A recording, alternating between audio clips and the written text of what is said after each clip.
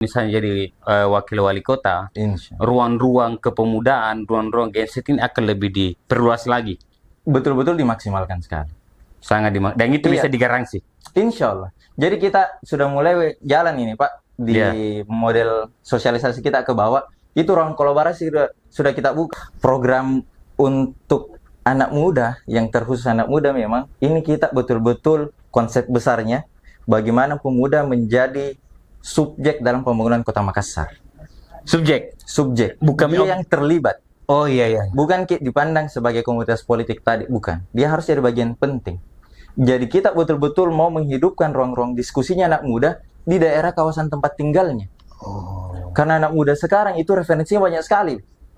Mereka punya referensi yang banyak sekali. Dia bisa akses di internet bagaimana membangun lorong misalnya. Iya, betul. Membangun UMKM misalnya. Tinggal kita kasihkan ruang kepada mereka.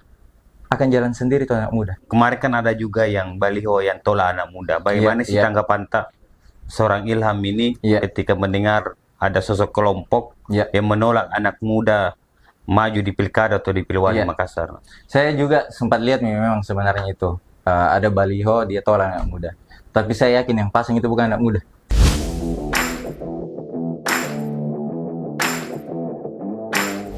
Bro Ilham, selamat datang di podcast Politik Rakyat dan News. Masya Allah, terima kasih. Bagaimana kabar ini?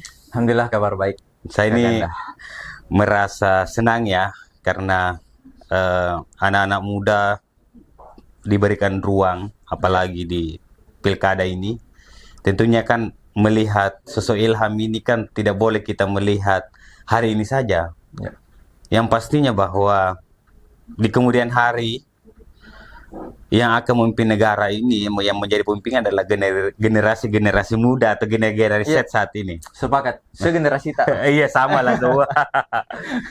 Kan banyak orang bertanya, siapa sih sosok Ilham ini? Mungkin bisa dijelaskan kepada teman-teman anak muda yang ingin tahu. Pertama, anaknya Pak Amir. Yang kedua, adiknya Imam Fauzan. Yang ketiga masih muda, yang keempat Tulolo Tuturungka. Jadi ini 4 jawaban Pak, ketika saya terjun sosialisasi selalu itu semua jawaban orang-orang. Jadi dia kenalkan sebagai anaknya Pak Amir, adiknya Imam Fauzan, masih muda sama Tulolo Tuturungka. Masih dibilang anak muda, muda sekali. Tapi inilah hal yang buat lucu-lucu memang Pak dibawa. Belum pakai dikenal, tapi hari ini kita memperkenalkan dia dulu. Harus tahu. Bismillah. Jadi saya sudah branding diriku Pak. Namaku Ilham Dentayang. Oh, Dentayang. Ilham Dentayang. Biasanya jargonku itu kutayang mak, nah kutayang tongki. Jadi kalau terjun kita selalu bilang tayang mak, nah jawab tongki kutayang. Jadi kita saling menunggu bagaimana anak muda bisa berkontribusi di wali kota Makassar. Jadi Dentayang ini banyak orang bilang selain yang 4 tadi, berarti Dentayang juga ini alumni UI juga kemarin. Alhamdulillah kita lulus di UI. Iya, dan saya dengar bahwa salah satu hobi Dentayang ini suka baca buku sebenarnya. Alhamdulillah. Cuma kan bagaimana sih perasaan Dentayang ini maju di Pilwali Makassar sebenarnya? Apa yang niatnya yang dirasakan? Kalau perasaan justru seru Pak ya. Karena kita lihat di media banyak yang memandang enteng anak muda. Jadi gara-gara dipandang enteng itu justru semakin semangat. Momentum dibuktikan, bilang anak muda bisa tonji. Jadi alhamdulillah kita waktu kemarin terjun ke lapangan, masih ada anggapan seperti itu Pak. Kupanggil Papa, mungkin dia, atau kakak udah kayaknya. Jangan, panggil bro saja. Bro, sesama anak muda. Jadi memang kita dianggap masih terlalu muda, masih belum cukup matang untuk maju di Pilwali Makassar. Tapi alhamdulillah kita ini anak muda memang tinggal dikasih kearahan seperti apa, pasti akan menemukan jalannya sendiri. Jadi kalau istilahku, jangan kita tanyakan haunya seperti apa, tanya saja, kamai ke aneh, lah kamai ke aneh. Kalau kita sudah dikasih tahu satu jalanan tujuan, pasti akan ke sana sendiri, kita tanpa perlu kita kasih tahu bagaimana caranya. Kita akan temukan sendiri caranya. Itu tuh hebatnya anak muda mungkin. Tetapi kan kalau bicara anak muda, tren sekarang beberapa kepala-kepala daerah, apalagi 2024 ya, ada kan Valdini yang di Tangerang ini kan masih muda sekali. Dia bukan wakil, dia calon wali kota Tangerang ya. Dan kalau kita lihat juga sekarang yang baru-baru ini kan ada Pak Gibran misalnya kan, wakil presiden kita. Wakil presiden kan muda juga. Artinya bahwa bukan hanya di skala nasional, Tetapi hampir semua pilkada-pilkada yang serentak ini bukan hanya di Makassar, tapi banyak beberapa kepala daerah di Indonesia yang juga muda. Tapi saya ingin garis bawahi, Bro Ilham, bahwa memang kalau kita bicara anak muda, mestinya harus diberikan ruang. Ya. Karena kembali lagi bahwa jangan melihat sosok Ilham hari ini sebenarnya. Ya. Tapi kita lihat bagaimana ruang-ruang mereka, ruang-ruang untuk bisa lebih bagus, karena sebenarnya ini edukasi politik juga ya. Iya, betul sekali. Edukasi politik yang akhirnya bisa membuat kita lebih lebih matang lah. Iya. Dan kemudian kan masih banyak masyarakat bertanya, selain itu sih Pak Ilham ini sebenarnya di mana? Ya. Sebelum maju wali kota, katanya pernah mengurus sekolah ya. Jadi alhamdulillah kemarin kita itu mengurus sekolah. Jadi saya ini secara otomatis karena sekolah ke madrasah, bro. Otomatis kayak jadi ustadz. Siap ustadz. Itu Mena jadi pengurus yayasan di sekolah madrasah. Bagaimanapun ilmu agama tak akan dipanggil terus ke ustadz. Jadi kita alhamdulillah selama 3 tahun mengurus sekolah Arifah. Itu bisa cari saja buat teman-teman yang penasaran bagaimana sekolahku, cari maki di Google Madrasah Arifah. Atau kalau terlalu panjang atau mungkin akan lupai, cari maki saja madrasah terbaik Kabupaten Goa, keluar itu sekolahku. Iya. Karena kita salah satu yang terbaik di Kabupaten Goa sekarang, Pak. Dan baru 6 tahun, 7 tahun jalan. Dan alhamdulillah kita sudah trennya prestasi semua bidang kita dapat, bukan hanya sains tapi olahraga kita genjot juga. Kemudian ilmu agama kita betul-betul genjot juga. Hafiz alhamdulillah sudah banyak sekali sekarang. Berarti pesantren kita ada habis juga ya? Iya, betul. Jadi kita betul-betul mendorong potensinya anak di sana. Bagaimana mereka yang punya sedikit minat terhadap satu hal, kita coba gali apakah dia punya bakat atau tidak. Kalau punya bakat, ayo kita urus mentonya. Iya. Jadi kita betul-betul memberikan ruang untuk anak muda. Karena mereka ini kuanggap Tommy anak muda. Jadi saya seumuran sama siswaku ini. Iya. Tapi satu generasi, Kak. Satu generasi betul. Karena kita Gen Z itu segenerasi dengan anak SMP sekarang. Dan jadi kita Tommy baku tahu, kita hanya diberikan ruang yang kita bilang tadi. Kasihkan maki ruang anak muda. Pasti dapat sendiri itu solusinya di sana. Nah, dapat Tommy bagaimana mereka bisa hidup aktif di dalam ruang yang dibutuhkan. Berarti sebelum kita maju di Pilwali memang kita aktif di yayasan, membangun yayasan ya. Jadi kan ini juga ini masyarakat ini Kota Makassar ini kan tahun ini Ilham ini tidak datang langsung Makassar, dia kan memimpin sekolah kan. Berat-berat juga ini, bro. Sebelumnya sebelum jadi ketua yayasan kami ini sudah kerja di perusahaan memang. Jadi waktu kuliah karena kebetulan COVID kita diamanahkan untuk kerjasama. Jadi kami ini sempat ke Sumedang. Sempat kerja, juga di sana. Kita kerjasama dengan BUMD-nya di sana. Saya tidak usah sebutkan namanya ya. Iya. Tapi kita kerjasama dengan BUMD di salah satu pemerintah Kota Sumedang, Kabupaten Sumedang. Tapi kan katanya Ilham ini punya ada beberapa proyek-proyek juga sebagai insinyur ya. Iya. Karena kita kan lulusannya teknik sipil. Iya. Jadi kita kalau ada bangunan di sekolah itu nggak usah pakai hire lagi orang sipil. Iya. Saya Tommy di situ. Iya. Kan rata-rata kalau teknik sipil ini kan atau arsitek seperti itu kan ya banyak lah. Kalau kemarin saya baca berita bahwa insinyur ini sama insinyurnya Soekarno dengan Ilham katanya. Jauh sekali kayaknya, Pak. Kalau sekarang kita itu terbagi nih. Beda yang sipil, ahli sipil sama ahli arsitek. Beda ya? Iya, kayaknya dulu sempat tergabung sama. Iya. Sekarang itu kita teknik sipil bisa ambil pekerjaannya arsitek. Kalau sering-sering itu makin menggambar. Tapi orang arsitek nggak bisa ambil pekerjaannya orang sipil, Pak. Karena hitungannya beda. Iya. Nah, kan banyak juga orang bilang sebagai Gen Z, kira-kira apa sih harapan yang ingin diberikan kepada Gen Z yang ada di Kota Makassar itu? Kalau harapan sebenarnya kita besar sekali harapannya, Pak. Karena kita ini seperti yang kita bilang tadi, generasi milenial sama Gen Z selalu dipertanyakan ketika mau terjun di satu hal. Selalu kita ditanya, ada yang masih muda ini, apa bisa nak kerja? Padahal tadi sepakat, Maki, Indonesia Mas 2045, kita semua di situ berperan. Seharusnya memang kita, pemerintah, dalam hal ini pemerintah Kota Makassar, seharusnya lebih besar ke investasi ke pemuda. Karena mereka semua ini nanti akan jadi wali kota, jadi gubernur, jadi bupati, lurah, camat, dan seterusnya. Iya. Jadi investasi memang ke anak muda atas sekarang. Betul. Iya. Karena kalau tidak investasi kan bahaya juga kalau Iya. ada generasi muda yang, Iya. aduh, mau maaf ya, Iya. tidak produktif, Iya. tidak sampai seperti itu. Dan kemudian masyarakat juga kan selalu bertanya, bisa kira-kira kayak Ilham ini Iya. mendampingi Ibu Indira?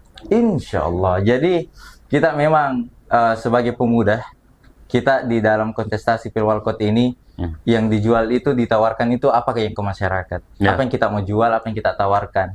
Dan ketika tawaran ini kita sejalan, ya kenapa tidak pilih kami, begitu. Ya, betul. Dan yang kita jual memang nilai kepemudaan, nilai-nilai ruang kolaborasi. Jadi kita betul-betul menganggap kita anak muda jentong dijadikan komunitas politik saja. Betul. Yang diambil saja suaranya ketika pemilihan, setelah itu tidak dilibatkan, Maki. Iya, Tidak mau tahu. nggak seperti itu. Iya. Kita betul-betul harus dilibatkan. Anak muda ini jangan dikasih saja begitu, terus tidak ada nih. Nah, jadi jangan cuma menganggap anak muda kita semua sebagai komunitas politik. Harus terjun, terlibat, dan menjadi bagian penting di pemilihan Kota Makassar. Jangan jadi objek terus, harus jadi subjek memang, terjun tangan. Jadi saya betul-betul mau mendorong itu untuk gentet sama milenial. Potensinya ada, Pak. Saya percaya sekali generasiku punya potensi. Tinggal lurangnya, Pak. Artinya kalau Ilham misalnya jadi wakil wali kota, Insya Allah. ruang-ruang kepemudaan, ruang-ruang genset ini akan lebih diperluas lagi. Betul-betul dimaksimalkan sekali. Sangat dan itu Iya. bisa digaransi. Insya Allah. Jadi kita sudah mulai jalan ini, Pak, di model sosialisasi kita ke bawah. Itu ruang kolaborasi sudah kita buka. Jadi inilah salah satu contoh kita ketika insya Allah diberikan wewenang nanti. Iya. Ruang kolaborasi ini akan terus kita jaga. Jadi kalau ada di satu titik misalnya, sediakan panggung di sana. Jadi anak muda dulu ngomong. Jangan kalau misalnya saya terus ngomong, apa kau dapat anak muda di sana? Iya, betul. Dengan tutun tahu. Iya. Jadi kita terjun ke sana, kasih dengar, kasih bicara dulu anak muda tak di sana. Pasti dia tahu bagaimana kondisi lingkungannya, Pak. Nah, barulah kita ngomong setelahnya. Nah, betul. Iya. Tapi kan kalau pola-pola komunikasi anak muda kayaknya santai, jadi Santai sekali. Iya. nah, saya Dan berharap Kak, nanti Pak ketika kita alhamdulillah diberikan wewenang ini, jangan pakai protokol anak muda, Ji. Langsung telepon saja. Iya, Jangan pakai sekat-sekat begitu. Tapi Pak protokol, ada Pak Ilham di sini bisa jadwalnya.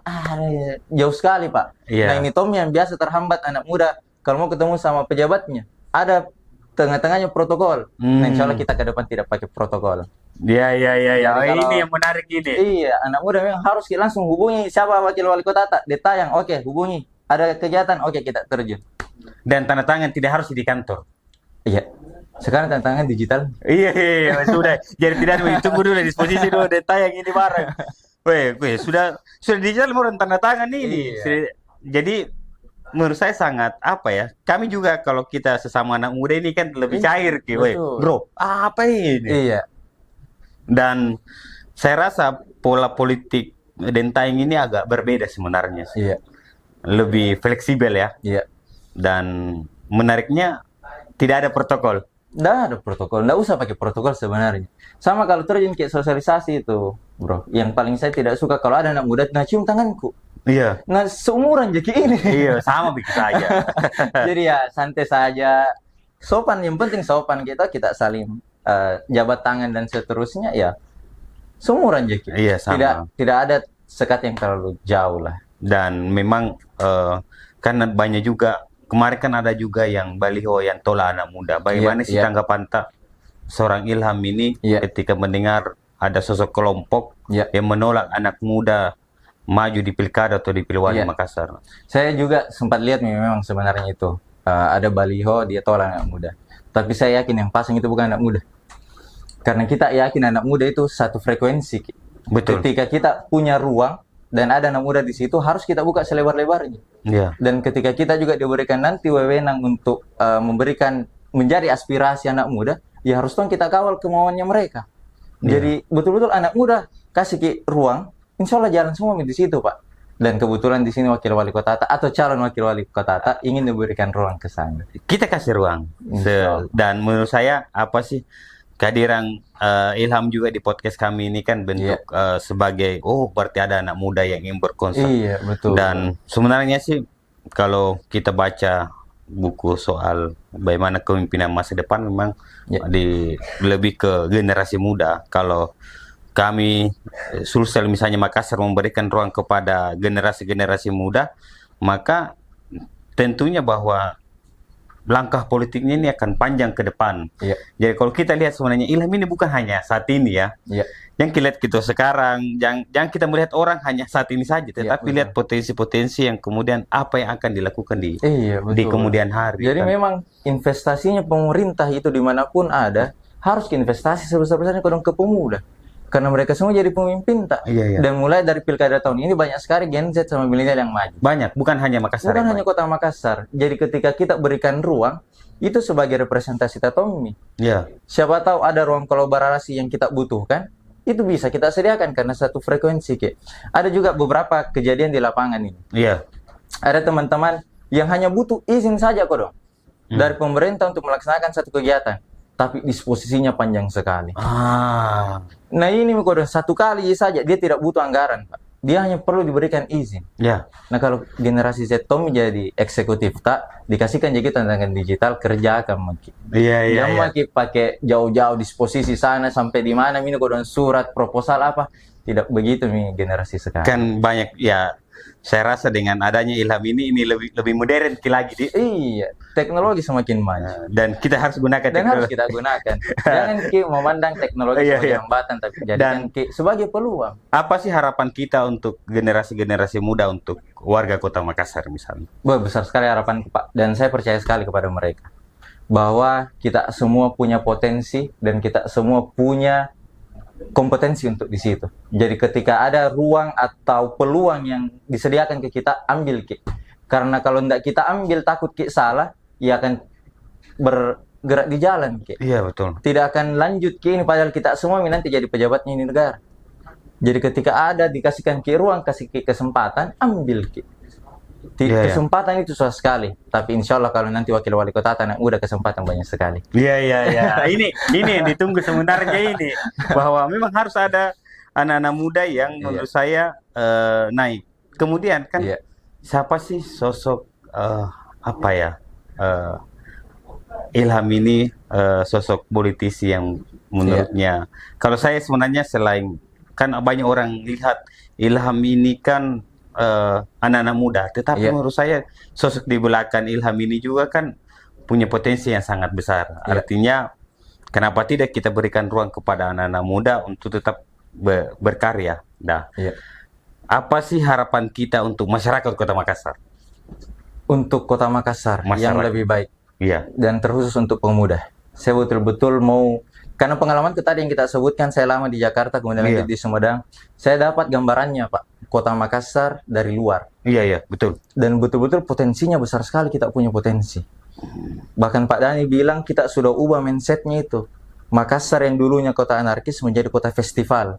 Tapi saya tidak mau berhenti di situ. Potensinya Makassar saya yakin besar sekali Pak. Tidak ada anak muda yang maju pantik. Dan mau hadir di situ untuk memantik potensinya Kota Makassar. Berarti anak-anak muda lorong juga akan kita perhatikan. Pasti sekali. Terkhusus anak muda lorong. Karena sekarang lorong tak sudah bagus sekali. Bagaimana dari 7.000 lorong, 3.000-nya itu sudah jadi lorong wisata. 3.000-an. Nah dari sini saya sering berkunjung ke beberapa lorong, itu keterlibatan pemuda masih minim. Nah hebat. Bagaimana kalau anak muda turun tangan di situ? Saya yakin bisa lebih hebat. Ambil peran-peran penting. Ambil peran penting untuk kaum pemuda.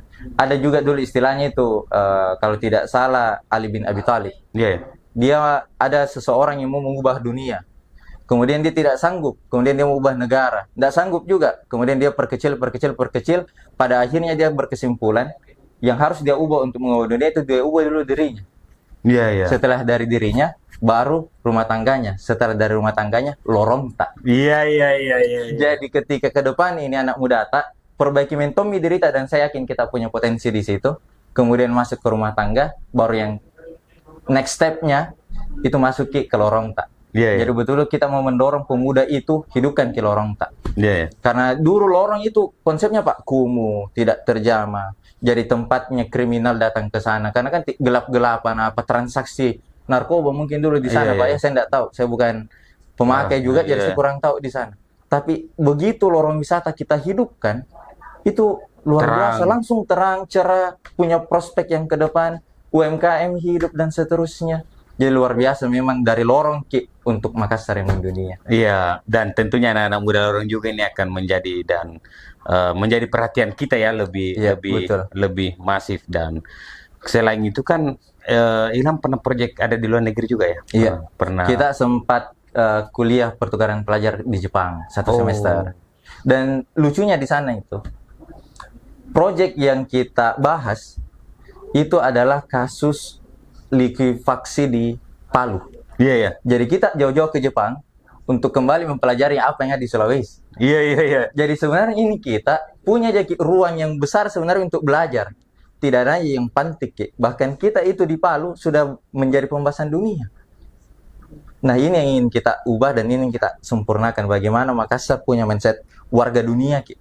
Karena kita memang punya potensi untuk di sana. Iya sih, kemudian banyak orang luar mau teliti kita. Betul sekali. Iya. Kita yang tidak sadar. Kita tidak sadar. Dan alhamdulillah kan kami memotret Makassar dari luar. Jadi kita lihat betul potensinya Makassar bukan hanya kota Makassar, mendunia. Berarti kalau misalnya ada Ibu Indira yang mencoba merangkul semua kalangan, Iya. masuk Ilham ini lebih memberikan ruang kepada Ruang anak muda kolaborasi kita. untuk anak muda. Termasuk Iya. juga memberikan ruang misalnya ada anak muda yang ingin sekolah kan luar negeri apa semua. Iya, betul. Itu yang kemudian akan diusahakan. Iya. Terus apa sih yang catatan-catatan ini apa sih yang mau disampaikan lagi? Nah, yang ini sebenarnya Pak, ada satu persepsi terhadap Gen Z sama milenial Iya. yang mengatakan mereka tidak cocok untuk dunia kerja. Mereka dianggap bermental apa itu istilahnya, bermental strawberry apa segala macam. Kerupuk ya. Mental kerupuk. Iya, iya. Yang gampang lembek, Iya, iya. gampang rusak. Gampang. Nah, sebenarnya itu konsepnya berbeda, Pak. Kita ini adalah generasi yang bebas dan merdeka. Betul, betul. Jadi jangan Maki sampaikan bagaimana cara kerjanya satu hal. Kasih tahu Maki saja nilai apa yang mau diambil dari pekerjaan, selesai itu barang. Jadi jangan kasihkan kita perintah. Kasihkan saja arahan. Dan seperti itu yang ingin kita dorong terus untuk Kota Makassar. Bagaimana kita bisa mengarahkan itu anak muda, kembangkan bagaimana lorong tak. Jangan dikte kok dong. Kita tidak suka didikte. Bagaimana mereka kembangkan lorongnya, dikasih insentif sedikit, pasti jadi itu barang, Pak. Bahkan pasti melampaui ekspektasi tak. Iya sih. Kalau sebenarnya anak muda hanya dikasih ruang saja. Iya. Kalau kami juga lihat sejarah media kami, kalau dari nol sebenarnya tidak ada apa-apa, tapi karena ada kemauan dan ada ruang, alhamdulillah kita sampai sejauh ini. Dan ini hanya sudah kecil dan banyak juga anak-anak muda hari ini tidak kalah hebat dengan orang-orang yang pengalaman banyak ya. Bagaimana anak-anak muda yang memimpin daerahnya. Kalau desa-desa kita lihat sekarang, salah satu desa-desa yang terbaik sebenarnya yang ada di Indonesia ini adalah desa-desa yang dipimpin oleh anak muda. Yang pada awalnya itu dikecilkan, Pak. Betul sekali. Jadi bisa kayaknya kasih testimoni nih Kak Ganda toh, bagaimana rakyat NUS dengan komposisi anak mudanya bisa mengembangkan berita portal media sampai sukses ini. Iya. Kami pun bisa bertestimoni di Madrasah Arifah. Kita gurunya di sana itu rata-rata anak muda. Bisa kita lihat, bisa kita kunjungi. Dan berhasil Pak. Bagaimana mereka diberdayakan, dikasih arahan, anak-anaknya justru lebih sukses daripada guru-gurunya. Iya. Saya hanya mau bilang bahwa jangan pandang enteng itu anak muda, Bos. Jangan sekali-sekali pandang karena enteng. Kami pun yang mendirikan media tanpa investor, mohon maaf ya. Banyak media yang punya investor, wajar lah naik. Tapi kalau media tidak punya investor, saya rasa ketika anak muda kita berpikir, bagaimana lagi jalannya ini kita bisa hidup. Kita ada 11 orang ini yang setiap bulan kita harus hidupi mereka ini. Dan menurut saya tidak sadar, di luar dari kesadaran saya, bahwa saya mampu bertahan di tahun ke-7, sudah masuk 10 besar di Sulsel, sudah verifikasi Dewan Pers. Karena apa? Menurut saya karena orang-orang hanya memberikan kepercayaan kepada anak muda. Saya ini siapa? Saya ini dari kampung. Saya hanya punya semangat dan ada satu yang tidak dimiliki orang lain. Menurut saya adalah semangatnya anak muda. Jangan kau coba-coba macam-macam itu anak muda. Kalau dia tak kalah semangat, jangan kau coba-coba patahkan. Iya, betul. Dan saya rasa orang mungkin melihat Ilham ini bahan, mungkin maaf ya banyak apa masih muda, tapi kalau dia terlanjur semangat dan sudah bermimpi, jangan kau coba-coba nah. Karena kalau anak muda itu biar tidur sampai tengah malam, tidak ada urusan dia itu.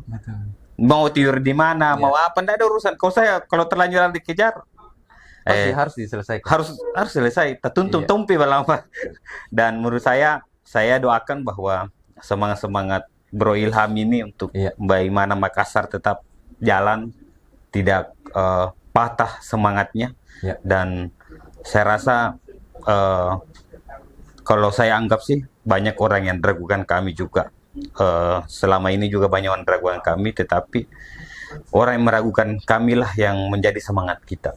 Jadi untuk warga Makassar, jangan ragukan anak-anak muda menurut saya, karena ketika Anda ragukan maka disitulah akan muncul semangatnya. Anak muda mungkin berbeda ya. Semakin diragukan kita semakin tinggi. Mau sekali buktikan bahwa kita bisa tong. Iya. Itu sih yang apalagi kalau itu dikelola kepada hal yang positif. Misalnya semangat kita ini untuk membangun sesuatu yang lebih besar, saya rasa itu akan lebih terjamah dan lebih semangat.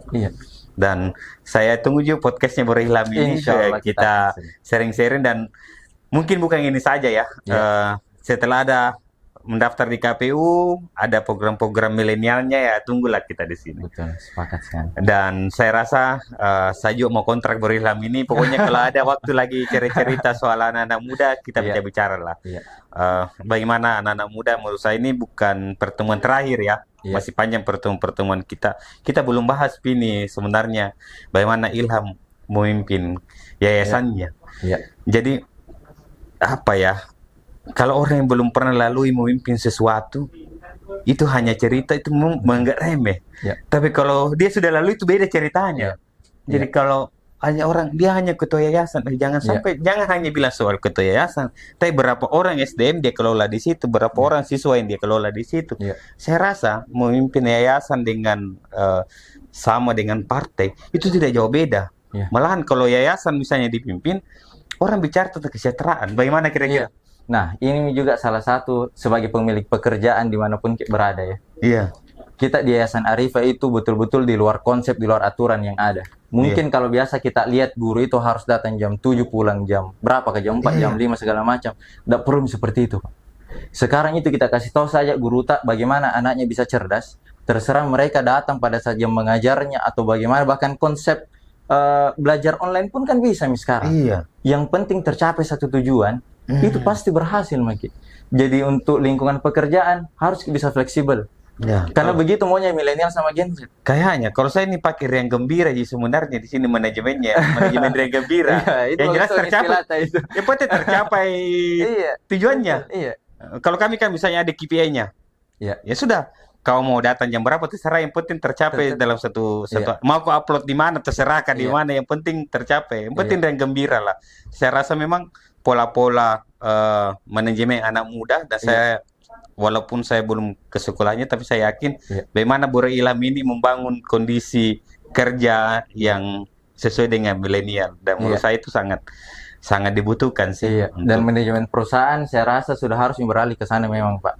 Model yang kaku sudah tidak berlaku, atau mungkin akan tersisihkan sama manajemen perusahaan yang baru. Dan ini kalau ada calon wali kota, ini anak muda ya seperti inilah. Dan saya rasa saya tunggu lagi program-program setelah, mungkin kan belum ada program-program strategis yang dibangun ya sementara. Kita sudah ada sebenarnya. Apa tuh?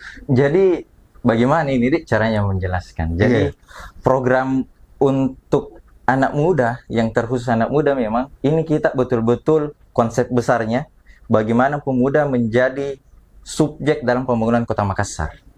Subjek, bukan dia yang terlibat. Bukan dipandang sebagai komunitas politik tadi, bukan. Dia harus jadi bagian penting. Jadi kita betul-betul mau menghidupkan ruang-ruang diskusinya anak muda di daerah kawasan tempat tinggalnya. Karena anak muda sekarang itu referensinya banyak sekali.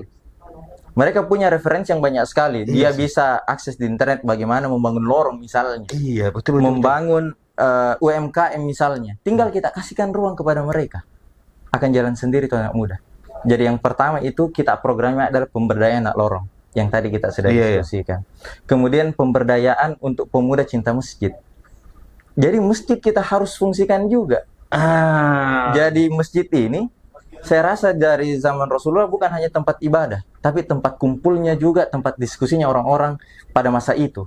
Nah ini yang ingin kita hidupkan di Kota Makassar. Dan di salah satu titik itu sudah ada seperti itu. Jadi dia sediakan wifi, dia sediakan kafe dekat masjid, anak muda kan otomatis kumpul di sana. Berarti bukan hanya masjid tapi ruang-ruang ibadah pun mau dijadikan center edukasi. Iya, betul sekali dan bisa sekali untuk itu. Oh. Anak muda tinggal kita kasihkan ruang kepada mereka, akan hidup sendiri tuh bareng-bareng. Iya, betul.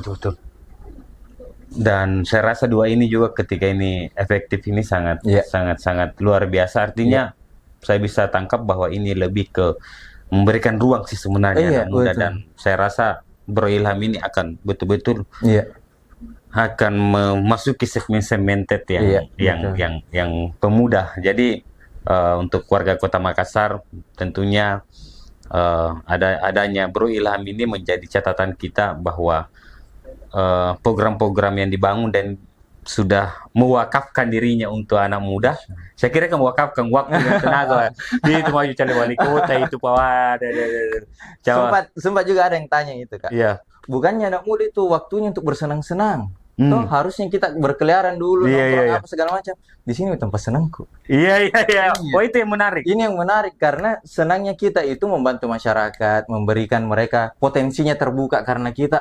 Itu satu hal yang buat kita satisfying sekali, Pak. Jadi ini liburan ini yang panjang. Hiburan sekali. Liburan. Hiburan dan liburan. Iya. Jadi kita berkunjung ke satu titik dan titik lain itu per hari ada sekitar 7 mungkin, dan kita nikmati semuanya. Iya. Betul-betul ini pengalaman berharga. Betul-betul kita menerima masukan setiap orang. Karena kalau kita lihat Kota Makassar itu sudah bagus sekali. Bagus. Bagaimana indeks pembangunan manusia kita sudah hampir setara beberapa kabupaten di Jawa. Kemudian rasio Gini kesenjangan kita menurun dan seterusnya, itu sudah bagus sekali. Iya. Nah, tinggal hal-hal kecil ini yang perlu anak muda memang terjun langsung. Iya. Dan saya insya Allah ingin menjadi inspirasinya anak muda bergerak, Ki. Karena saya sudah bergerak di sini. Iya. Kalian lagi ditunggu bergerak. Terima kasih Bro Ilham. Terima kasih. Dan saya anggap Bro Ilham ini bukan terakhir ya podcast kami. Mungkin sekali-kali kita jatuhkan podcast di Makan Coto mungkin bagus di. Boleh. Di cerita tadi. Saya mungkin tuan rumahnya nanti. Oh, bisa. Kita makan coto, diskusi, dan kami juga kan setelah tanggal 1 ini mungkin ada program di depan lagi untuk 3 orang mungkin, karena menurut saya juga banyak tokoh-tokoh kita yang punya gagasan politik, anak-anak muda kita yang punya gagasan politik mesti dikasih ruang juga. Dan terima kasih banyak Bro Ilham, semoga perjalanannya ini sangat diberikan kemudahan. Betul. Saya hanya berpesan bahwa melihat anak muda itu jangan melihat hari ini saja. Dan melihat anak muda, saya rasa punya potensi yang sangat besar. Ketika kita berikan ruang, diberikan kesempatan, saya rasa itu akan digunakan dengan sebaik-baik mungkin. Karena saya pun rasakan bagaimana ketika anak muda diberikan ruang, maka istilahnya kalau kami mampu menembus batas. Ya. Dan kalau istilahku selesai bareng-bareng. Selesai bareng-bareng ya, begitu dia itu ya, yang jalan. Dan semoga ini bukan podcast terakhir Bro Ilham. Insya Allah. Dan kita akan bertemu lagi di sisi. Ada kutipan dulu untuk anak muda. Ada di mana kamera? Ini dia kamera. Ini dia. Iya. Untuk pemuda Kota Makassar, Sari Batangku, Agang-agangku ngasih, kita semua adalah penggerak Kota Makassar. Kutayang semuanya karena kita adalah pemilik Kota Makassar. Dan kita harus bergerak untuk Kota Makassar. Siap, Dentawan. Terima kasih banyak Dentawan. Assalamualaikum warahmatullahi wabarakatuh. Waalaikumsalam warahmatullahi wabarakatuh.